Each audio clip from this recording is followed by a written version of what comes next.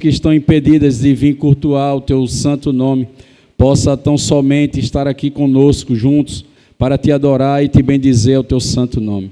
Queremos te apresentar a vida do presbítero Willy, que o Senhor se utilize mais uma vez para a glória e para o louvor do teu nome. É assim que nós te oramos gratos, em nome de Jesus. Amém. Presbítero Willy. Meus amados irmãos, a graça, a misericórdia e a paz da parte do nosso Deus e do Senhor Jesus Cristo.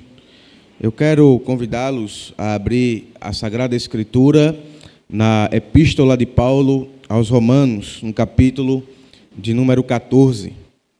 Epístola de Paulo aos Romanos, capítulo de número 14, estaremos lendo do versículo 1 ao versículo de número 12.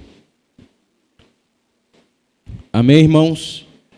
Assim diz o Senhor em sua palavra: acolham quem é fraco na fé, não porém para discutir opiniões. Um crê que pode comer de tudo, mas quem é fraco na fé come legumes. Quem come de tudo não deve desprezar o que não come, e o que não come não deve julgar o que come de tudo, porque Deus o acolheu. Quem é você para julgar o servo alheio? Para o seu próprio dono é que ele está em pé ou cai, mas ficará em pé, porque o Senhor é poderoso para o manter em pé. Alguns pensam que certos dias são mais importantes do que os demais, mas outros pensam que todos os dias são iguais. Cada um tem opinião bem definida em sua própria mente. Quem pensa que certos dias são mais importantes, faz isso para o Senhor. Quem come de tudo faz isso para o Senhor, porque dá graças a Deus. E quem não come de tudo é para o Senhor que não come e dá graças a Deus. Porque nenhum de nós vive para si mesmo, nem morre para si. Porque se vivemos, é para o Senhor que vivemos. Se morremos, é para o Senhor que morremos. Quer, pois, vivamos ou morramos, somos do Senhor. Foi precisamente para este fim que Cristo morreu e tornou a viver, para ser Senhor tanto de mortos como de vivos. Você, porém, por que julga o seu irmão? E você, por que despreza o seu irmão? Pois todos temos de comparecer diante do tribunal de Deus. Como está escrito: por minha vida, diz o Senhor, diante de mim se dobrará todo o joelho e toda língua dará louvores a Deus. Assim, pois, cada um de nós prestará contas de si mesmo diante de Deus. Amém. Vamos orar. Bendito Yahvé, Deus de Abraão, de Isaque e de Jacó. Senhor, nós acabamos de ler a Tua palavra e pedimos que o Senhor ilumine o nosso entendimento para compreender as Tuas verdades contidas nesta porção das Escrituras. Que Teu Espírito, além de iluminar-nos, possa aplicar a verdade desse texto aos nossos corações. Queremos, ó Pai, te pedir também que o Senhor possa se utilizar da minha vida como Teu instrumento aqui esta manhã, na comunicação da Tua palavra. Que não haja nenhum impedimento e que Satanás, o nosso inimigo, não roube de nossos corações a semente que há de ser aqui semeada. Assim, Pai, nós queremos orar e te pedir, em nome de Jesus Cristo. Amém. Pode sentar, irmãos. Irmãos, nas exposições anteriores, nós meditamos como devemos nos relacionar uns com os outros, com nossos inimigos e com as autoridades terrenas constituídas por Deus. E nós vimos que os nossos relacionamentos devem ser norteados por duas coisas: pelo amor e pelo temor ao Senhor. No entanto, o apóstolo Paulo sabia que se relacionar em amor um com os outros se constitui em um grande desafio. Por isso, ele passa no texto presente a exortar os crentes não apenas a amarem uns aos outros, mas a se suportarem.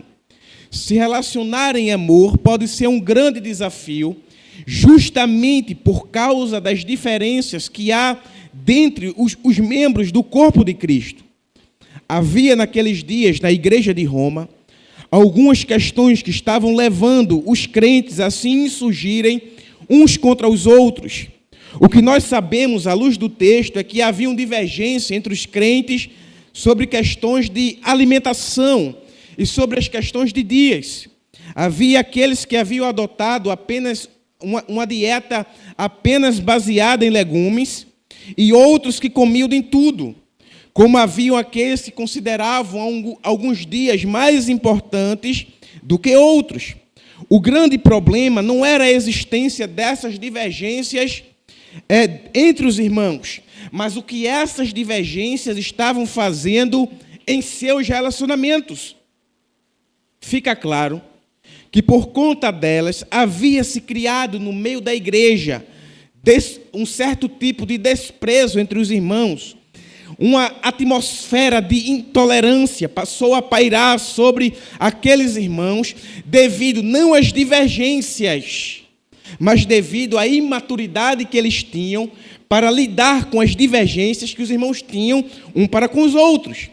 É justamente por não saberem como deveriam lidar com as divergências que haviam entre si que o apóstolo Paulo os exorta quanto a isto.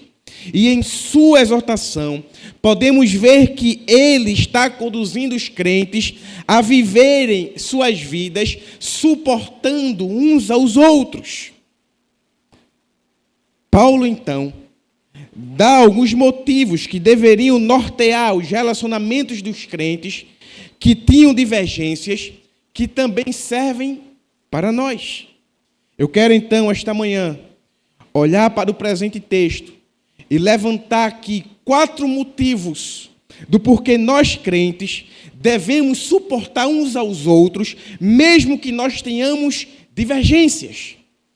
E nós vamos ver também qual é o caráter dessas divergências.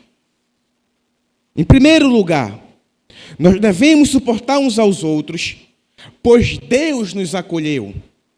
O apóstolo Paulo inicia a sua exortação apontando que há 2 tipos de crentes dentro da igreja: os fracos na fé e os fortes na fé.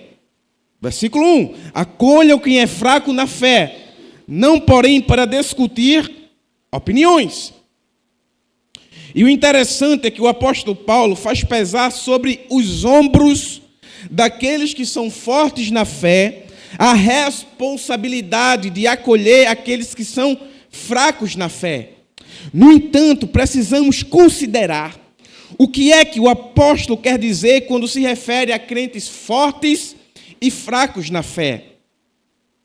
O crente forte na fé é aquele que, ao longo da sua caminhada cristã, chegou a um certo nível de maturidade. Ele não é um crente imaturo, ele já é aquele crente experimentado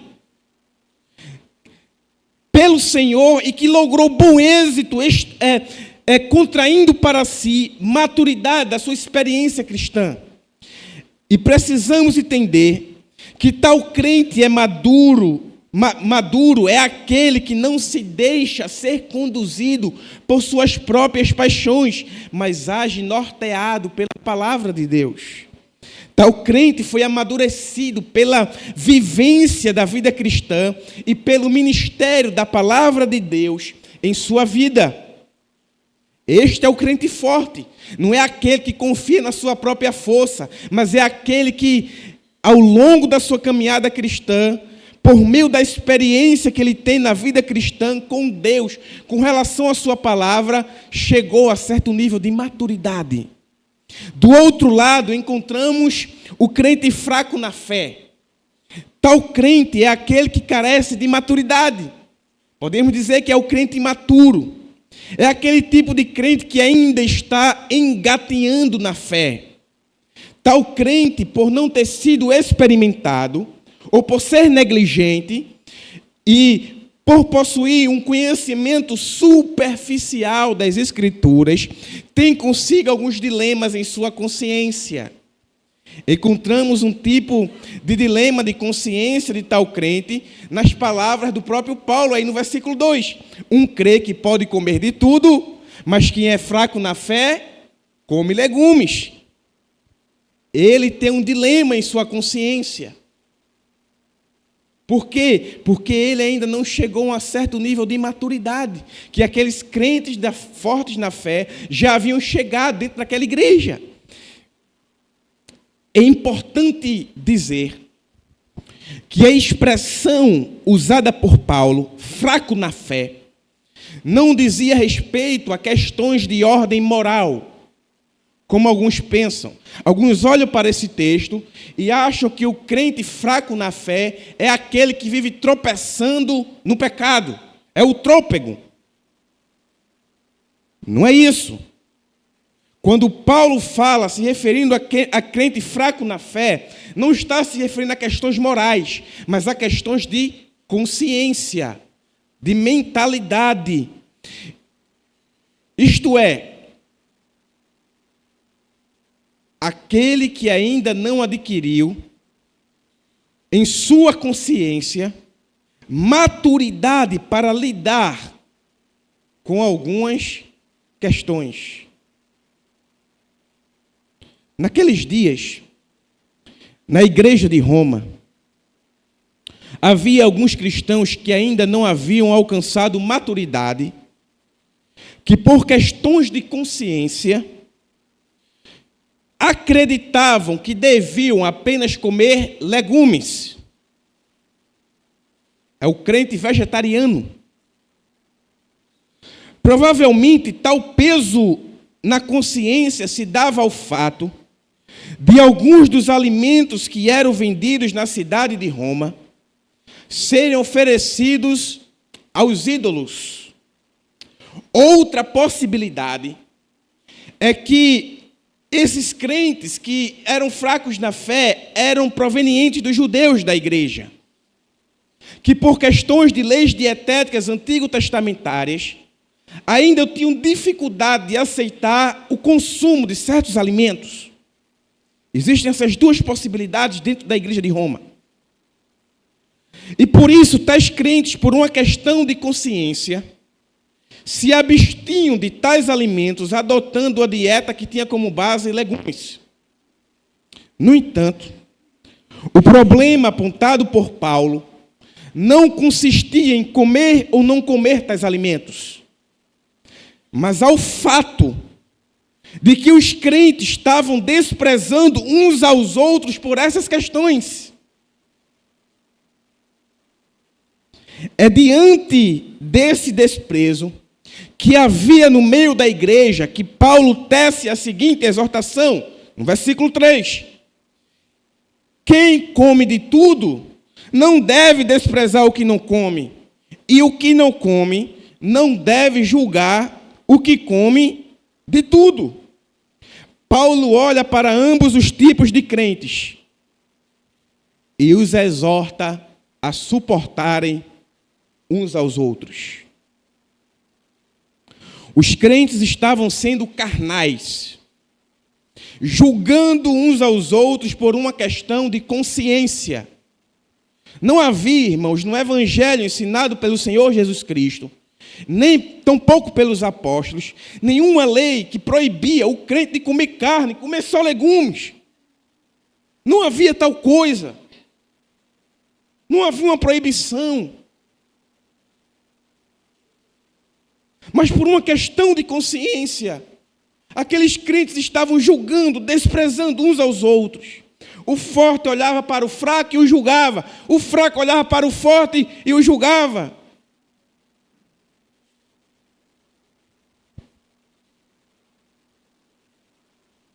Era isso que estava acontecendo. Mas é interessante que antes de Paulo dizer isto, no versículo 3, ele havia exortado no versículo 1, acolham quem é fraco na fé, não para discutir opiniões. Alguns pensam que as opiniões a que Paulo se refere aqui dizem respeito a divergências teológicas. Não é isso. O fato é que, dado ao contexto do texto, as opiniões aqui se referem a questões de consciência. Sobre comer ou não comer,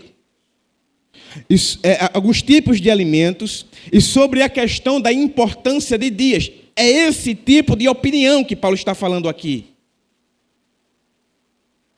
Não é questões de cunho teológico, mas questões de consciência.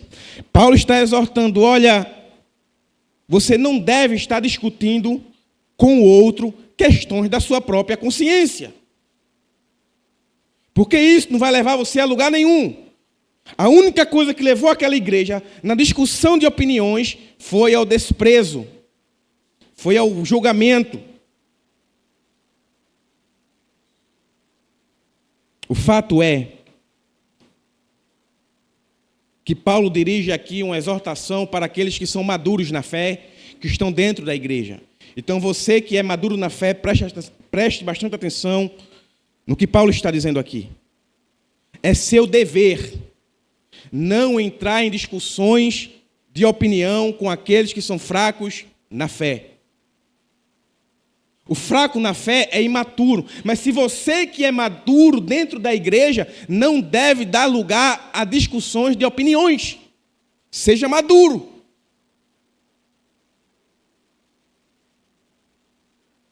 Ao invés de você entrar em opiniões divergentes com os fracos na fé, você deve acolhê-los. Acolher os carentes de maturidade. A ideia do verbo acolher aqui, no texto original, é a de tornar uma pessoa o seu companheiro. É a ideia de amizade.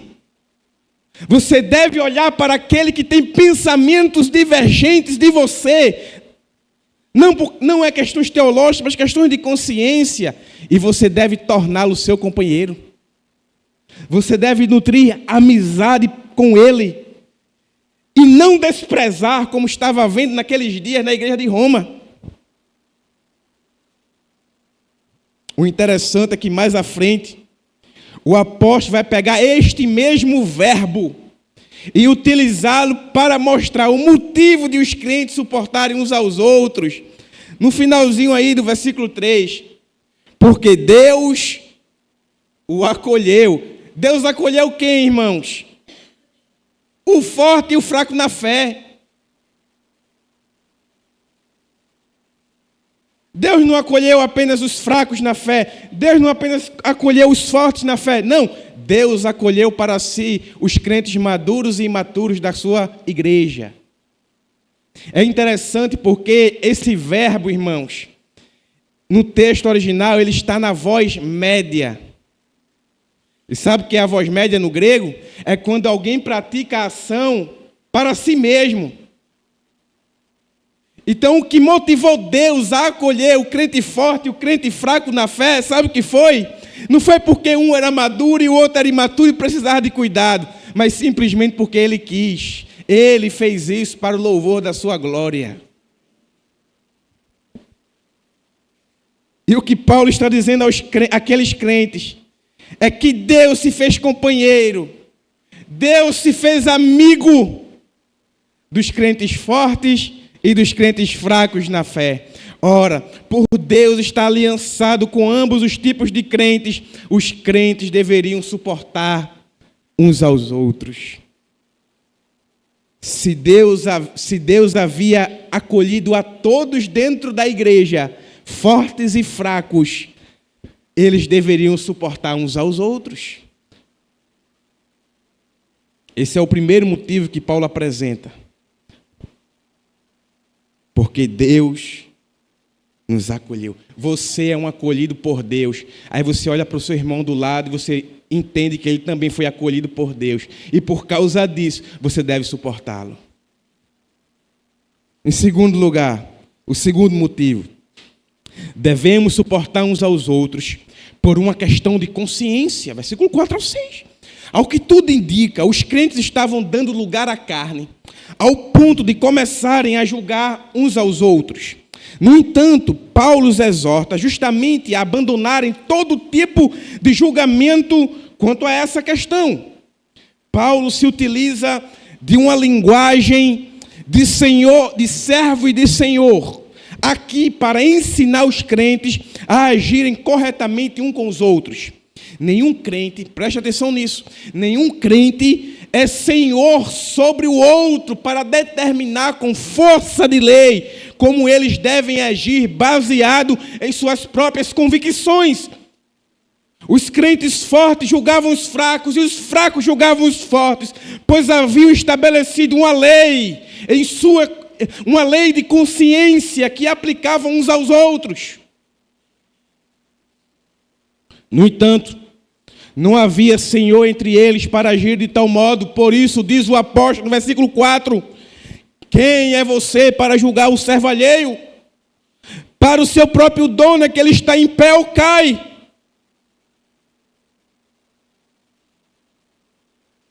Na igreja, só há um Senhor, e tal Senhor acolheu tanto os fortes quanto os fracos na fé. Não somente isso, mas se o crente forte está de pé, se o crente fraco está de pé, é porque o Senhor é poderoso para o manter de pé. Não somos senhores uns dos outros para julgarmos segundo os parâmetros de nossas consciências. Deus é quem sustenta cada um de nós. Se não fosse por Ele, estaríamos todos derribados no chão. Por isso, não devemos nos precipitar em julgarmos uns aos outros. Você já parou para pensar que muito daquilo que você exige do seu irmão na fé não é algo que está na Escritura ordenado por Deus, mas é uma questão de consciência sua? E você o julga porque ele não age de acordo com a sua própria consciência? Você deve evitar tal caminho, porque você não é senhor do seu irmão. E ele não deve viver de acordo com a sua consciência, mas de acordo com o cabeça da igreja. Ele é o Senhor e é Ele que nos sustenta. Aqui nós precisamos ter o cuidado para não acharmos que Paulo está aprovando algum tipo de legalismo entre os crentes. Precisamos entender que o dilema que havia entre os crentes, fortes e fracos na fé, era uma questão de consciência. Não há lugar para legalismo dentro da igreja. Na igreja só há lugar para a lei de Deus. Qualquer lei que não seja a lei de Deus dentro da igreja é legalismo. E não há lugar de legalismo dentro da igreja. No versículo 5, Paulo diz, cada um tenha a opinião bem definida em sua própria mente.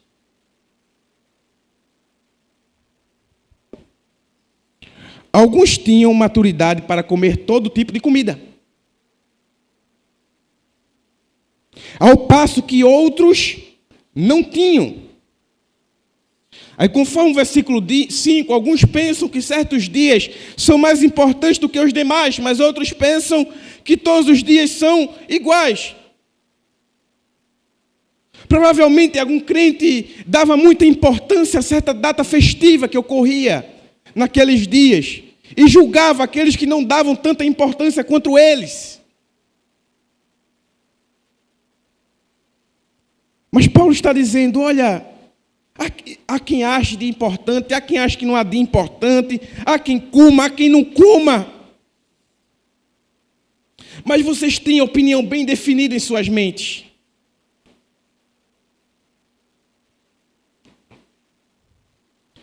Não é pecado você ter convicção, mas é pecado quando você pega as suas convicções e as torna em lei para o seu irmão e o despreza, o abomina por ele não andar de acordo com a sua convicção. Uma questão de consciência.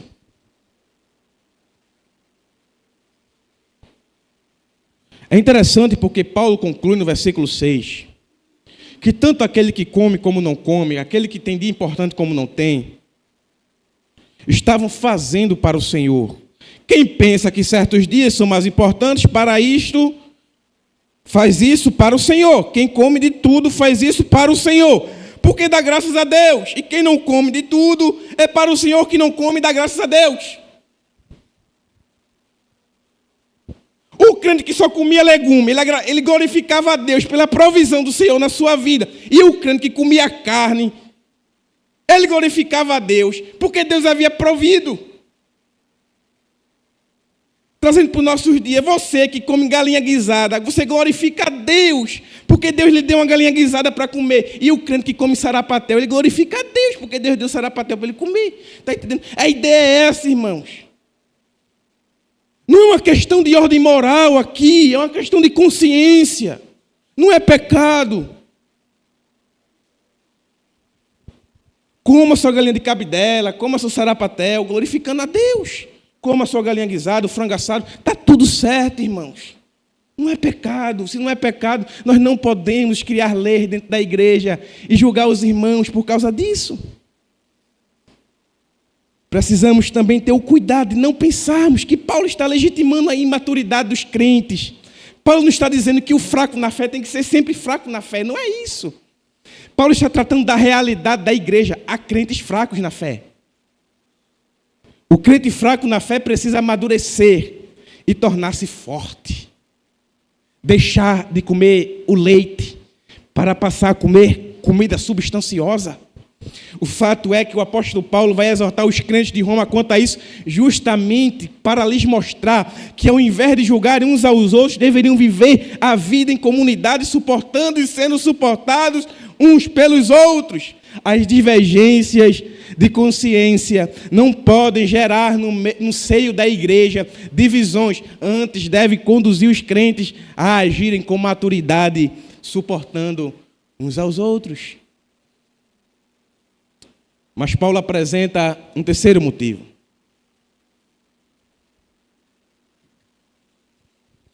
Que nós devemos suportar uns aos outros, pois pertencemos ao Senhor. Como já vimos, nós não podemos julgar uns aos outros de acordo com os parâmetros de nossas consciências, pois não somos senhores uns dos outros. Mas a quem pertencemos? Paulo vai justamente mostrar isso ao continuar a sua exortação aos crentes de Roma. Se há um Senhor sobre a igreja, só há um Senhor sobre a igreja, e este é Jesus Cristo. Os crentes são servos do Senhor, de tal modo que, conforme o versículo 7, nenhum de nós vive para si mesmo, nem morre para si. Nossas vidas não são propriamente nossas. Uma vez que fomos alcançados pelas misericórdias de Deus, passamos a pertencer ao Senhor Jesus. Outrora, servos do pecado, agora servos de Cristo.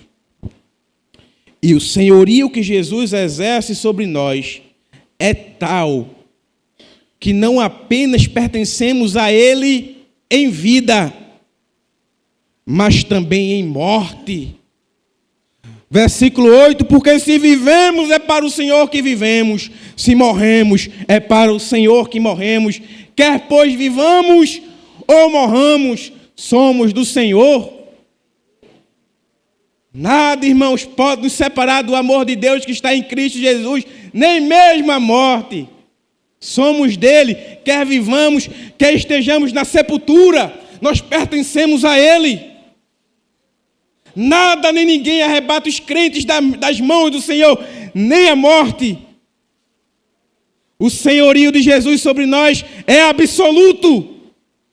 Por isso, Paulo conclui no versículo 9, foi precisamente para esse fim que Cristo morreu e tornou a viver, para ser Senhor tanto de mortos como de vivos. Eu estava preparando essa mensagem. E quando eu cheguei aqui, irmãos, eu me lembrei do catecismo de Heidelberg. Um catecismo histórico da época da Reforma. E na primeira pergunta ele diz o seguinte: qual é o seu único consolo na vida e na morte. E como resposta ele dá: que não pertenço a mim mesmo, mas pertenço de corpo e alma, tanto na vida quanto na morte, ao meu fiel Salvador Jesus Cristo. Ele pagou completamente todos os meus pecados com seu sangue precioso e me libertou de todo o domínio do diabo.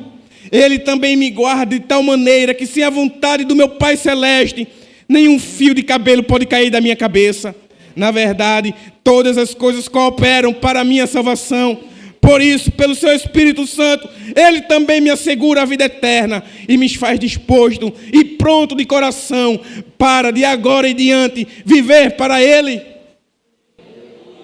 Se vivemos, vivemos para o Senhor, e se morremos, estamos guardados em suas mãos. Tudo em nossa vida é manifestação da graça, da maravilhosa graça do Cristo que morreu e que ressuscitou. Ele é Senhor de mortos e de vivos. Aqueles que estão mortos, no último dia, a morte os vomitará, porque serão ressurretos para estarem com Ele para sempre. E aqueles que estarão vivos irão ao seu encontro nos ares. Jesus é o Senhor dos crentes. Todos os crentes pertencem a Ele. Por isso não temos o direito de desprezar qualquer um daquele que lhes pertence. Ele acolheu como seus servos a todos os crentes. O crente fraco, o crente forte, aquele crente que você não gosta, Ele acolheu. Ele é Senhor dele, como é seu Senhor.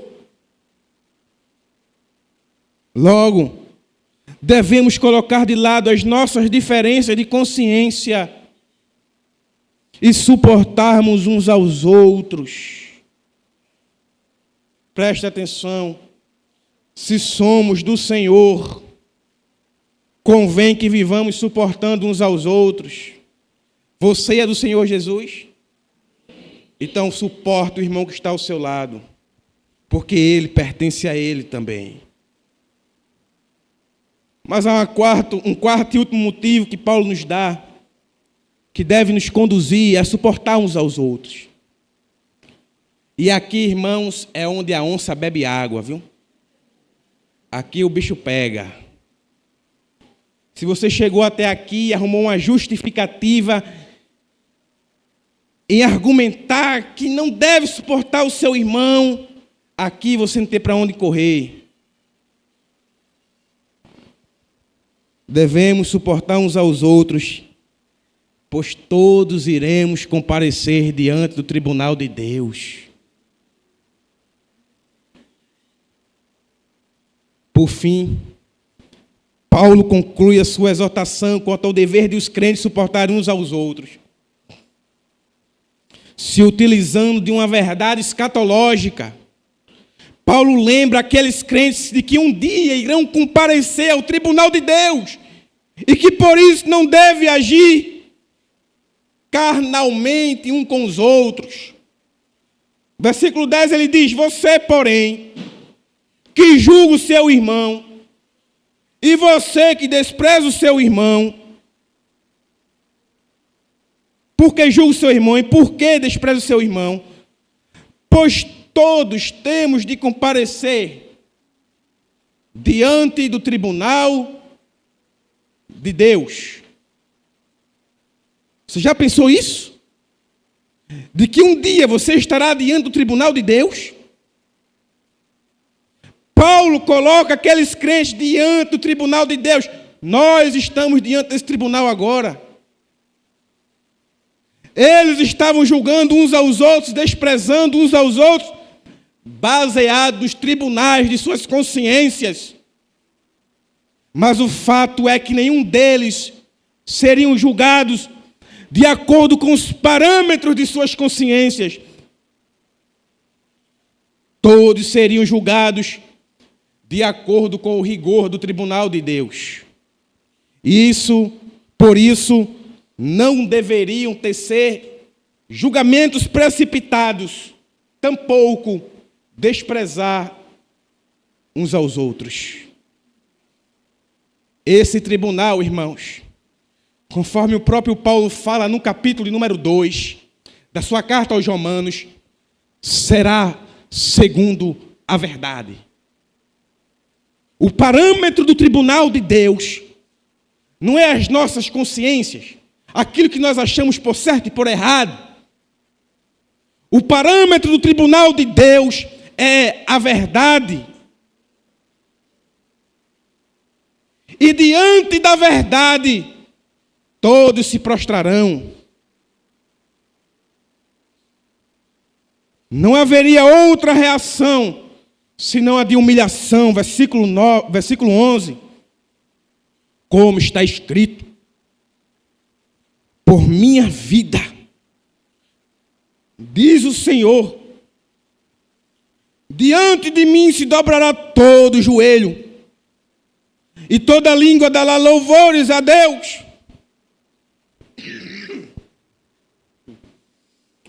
Paulo cita o profeta Isaías 45, 23,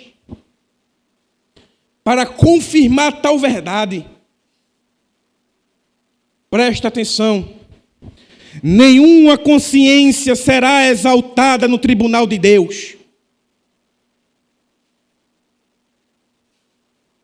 Somente a régua de Deus será válida diante do seu tribunal.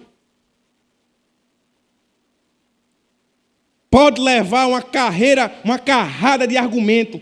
Quando chegar lá, vai ser tudo jogado fora, que não vale de nada. A única coisa que vale no tribunal de Deus é a verdade de Deus. Por isso,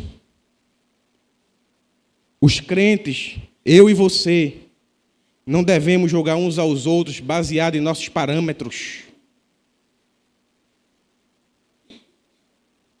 A única coisa que pode julgar um crente é a verdade de Deus. Se nós queremos confrontar um crente em amor, devemos fazer isso com a verdade de Deus, não com aquilo que nós achamos como certo e como errado.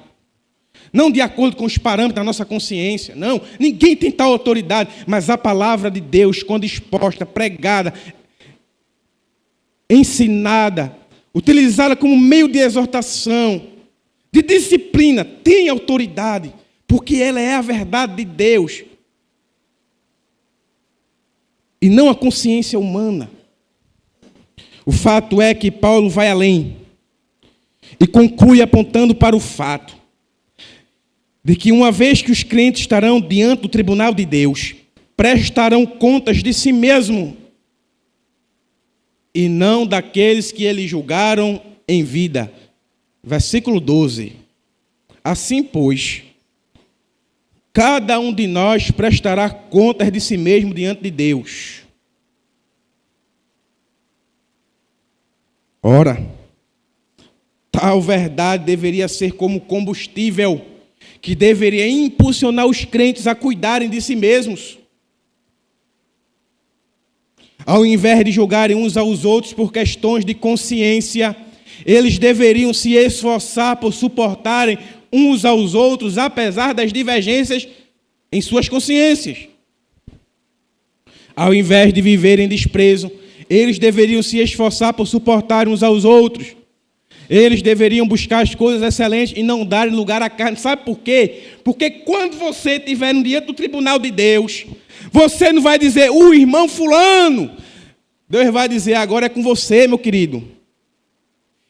E a prestação de contas é com você, não é com o irmão que você vigiou durante sua vida, que você preocupou-se com ele, cuidou dele, não. Agora é comigo e você. E agora eu vou julgá-lo. Você vai prestar contas de si mesmo diante do tribunal de Deus. Deixa a vida do irmão. O seu trabalho não é julgar o irmão de maneira arbitrária.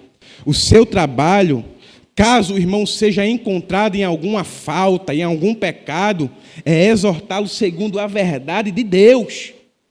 É julgá-lo segundo a verdade, tentar trazê-lo de volta em amor. É tentar reconciliá-lo. por meio do ensino, da instrução da palavra, por meio da autoridade da palavra. Nós temos a liberdade de exortar uns aos outros, de chamar a repreensão uns aos outros. Mas nós não temos o direito, de acordo com as nossas próprias consciências, de julgar o irmão. Porque nós não vamos prestar contas da consciência do irmão quando estivermos diante do tribunal de Deus. Será da nossa própria consciência que teremos que prestar contas ao Senhor. Um dia, todos estaremos diante do tribunal de Deus. E lá, Deus requererá de nós as nossas próprias obras. Cada um prestará contas de si. Ninguém apontará para o outro para o condenar. Pois não seremos nós que estaremos sentados no trono do juiz. Seremos todos réus. E como os réus, prestaremos contas diante de todas as nossas obras ao Senhor. Por isso, devemos nos esforçar na prática das boas obras. Por isso, nós devemos nos esforçar em manter a paz e a unidade na igreja, rejeitando todo desprezo e suportando uns aos outros. Eu quero concluir, irmãos, trazendo 4 questões. Em primeiro lugar, tenhamos cuidado no trato com aqueles que são fracos na fé. Isso aqui é uma exortação para você que é maduro. Para que não sejamos contados entre aqueles que se fazem pedra de tropeço. Eu vou trabalhar mais essa questão aí no próximo sermão.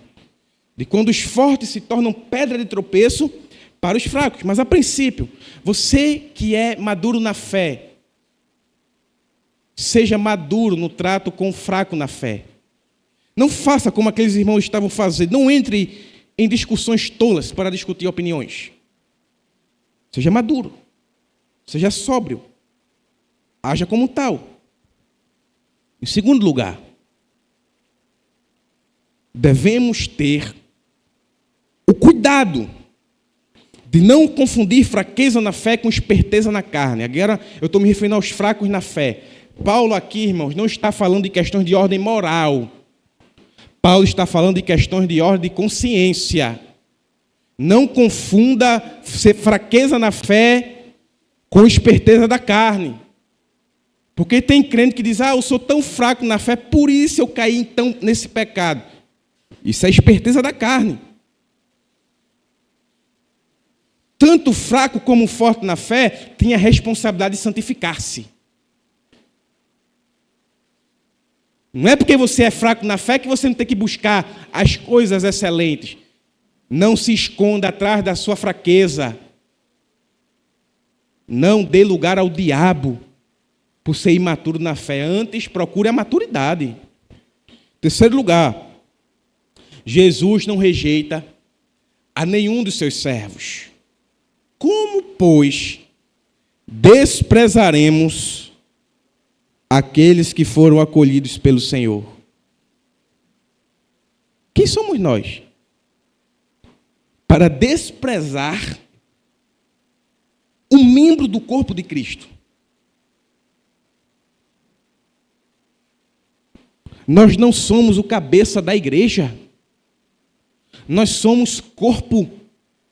Não fomos nós que acolhemos uns aos outros, mas foi o Senhor que nos acolheu e nos colocou em seu corpo. Por isso, você e eu não podemos desprezar aqueles que são genuínos irmãos em Cristo.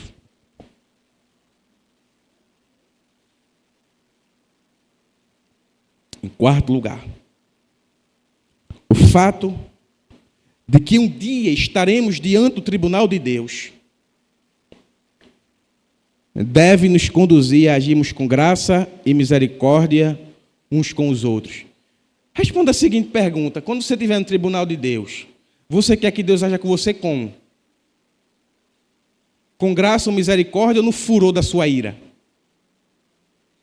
Então por que você se ira contra o seu irmão? Se você espera que Deus seja gracioso e misericordioso com você, Quando você estiver diante do tribunal de Deus, seja gracioso e misericordioso com seu irmão que está do seu lado. Que Deus nos ajude, irmãos. Que Ele nos conceda a sua graça. Para de fato vivermos vidas que possamos suportar uns aos outros. No próximo sermão nós vamos meditar sobre como o forte na fé deve agir para com o fraco na fé. Como devemos usar a nossa liberdade que nós temos em Cristo dentro da vida e comunidade, nos nossos relacionamentos uns com os outros. Que Deus até lá nos preserve. Coloque-se em pé, vamos orar. Senhor, nós queremos te bendizer, nós queremos louvar o teu nome por tua palavra. E nós queremos te pedir que o Senhor possa aplicá-la aos nossos corações. Que o Senhor haja com graça e misericórdia para conosco e nos conceda a medida da graça necessária para vivermos vidas em que nós amamos uns aos outros em comunidade, que não venhamos desprezar, nem julgar precipitadamente os nossos irmãos, mas tão somente venhamos acolhê-los como o Senhor quer que nós acolhamos, como nossos companheiros, como amigos íntimos. Nos ajude, ó Pai, nesta árdua missão, nessa difícil missão, que é viver a vida cristã de maneira ordeira, em amor, suportando uns aos outros. Assim, Pai, nós te pedimos, em nome de Jesus Cristo. Amém. E que a graça do nosso Senhor e Salvador Jesus Cristo, que o amor de Deus, o nosso eterno e bondoso Pai, e que a consolação do Espírito Santo estejam hoje para todos sempre com o povo de Deus, a sua igreja. Amém.